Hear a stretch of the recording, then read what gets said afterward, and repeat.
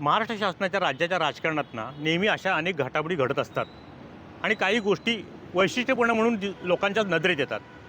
आता रत्नागिरी जिल्ह्याच्या विधिमंडळाच्या इतिहासात म्हणजे राज्याच्या राजकारणात विधिमंडळ ज्यावर अस्तित्वात आलं त्यापासून रत्नागिरी जिल्ह्याचा विचार केला राजकीयदृष्ट्या तर पहिल्यांदाच दोन बंधू विधानसभेत जाताना आपल्याला पाहायला मिळतात.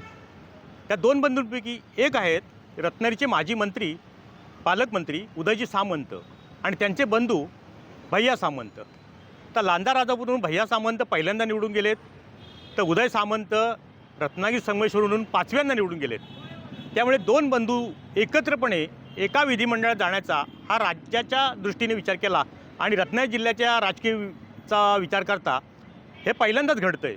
तसं पाहिलं तर किरण सामंत उर्फ भैया यांचा राजकीय अनुभव किंवा प्रशासकीय अनुभव फार काय कमी नाही आहे, कारण त्यांनी गेल्या 20 वर्षात आपले बंधू उदय सामंत यांना सातत्याने त्यांची पाठराखण करत म्हणा किंवा किंगमेकरच्या भूमिकेत म्हणा किंवा वडीलधारून या नात्याने मोठे बंधू म्हणून त्यांनी कायमच राजकीय वाटचालीत फार मोठं पाठबळ दिलं आहे. आणि त्यामुळे 20 वर्षाच्या रत्नागिरी संगमेश्वर मतदारसंघाचा विचार करता भैया सामंतांची ओळख ही त्या माध्यमातून संपूर्ण जिल्ह्याला म्हणा किंवा राज्याला झाली. आणि आज दोन्ही बंधू ह्या विधिमंडळामध्ये आपलं सामाजिक सेवेच्या जाणीवेतून जात आहेत. त्यामध्ये उदय सामंत पाचव्यांदा तर भैया सामंत पहिल्यांदा.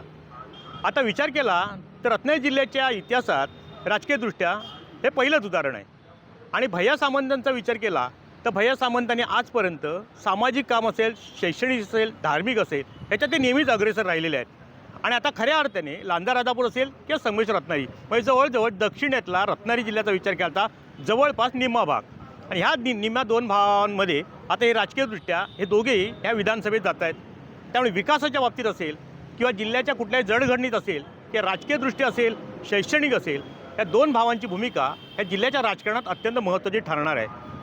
भैया सामंतांना राजकीय अनुभव आहेच, प्रशासकीय अनुभव आहेच आणि त्यामुळे लोकांना जवळ करण्याची त्यांच्याकडे जी कला आहे त्यामुळेच आज ते लांजा राजापूरसारख्या शिवसेनेच्या बाले किल्ल्यामध्ये 7-8 महिन्यापूर्वी त्यांनी आपलं तिथं पदार्पण केलं की आपल्या कामाला सुरुवात केली आणि लोकांचा इतका विश्वास त्यांनी मिळवला की जवळजवळ 20,000च्या फरकाने पहिल्यांदाच पहिल्या टप्प्यात आणि पहिल्या प्रयत्नातच ते विधानसभेचे आमदार झाले. त्यामुळे दोन भावांचा विचार केला तर दोन्ही भाऊ आता विधानसभेत लोकांच्या प्रश्नासाठी पोटतिडकीने आपली भूमिका मांडणार यात वादच नाही. आता उरला प्रश्न विकास कामांच्या दृष्टीने असेल तर विकास कामाचा विचार केला तर उदय सामंतांनी ह्या मतदारसंघात मोठी चांगली पकड घेतलेली आहे. त्यामुळे भैया सामंतांना मी आपली कामगिरी आपल्या बंधूंना ह्या मतदारसंघातली पकड भक्कम करून त्यांनी आपला मोर्चा लांजा राजापूरकडे वळवला आणि आता त्या ठिकाणीसुद्धा पहिल्या प्रयत्नामध्ये त्यांनी चांगलं यश मिळवून विधानसभेत पदार्पण केलं आहे. त्यामुळे राज्याच्या विचार करता रत्नागिरी जिल्ह्याच्या राजकीयदृष्ट्या हे दोन बंधू म्हणजे उदय सामंत आणि किरण सामंत हे पहिल्यांदा दोन्ही बंधू विधिमंडळात जात आहेत. हे रत्नागिरी जिल्ह्याच्या राजकीय इतिहासात पहिल्यांदाच घडतं आहे आणि तितकाच रत्नागिरीकरांना म्हणा असेल किंवा राजकीयदृष्ट्या सर्वांनाच हा एक वेगळा कुतूहलाचा विषय आहे. टाइम्स डिजिटलकरता किशोर मोरे, रत्नागिरी. टाइम्स डिजिटलला लाईक करा, शेअर करा, सबस्क्राईब करा आणि बेल आयकॉन दाबायला विसरू नका.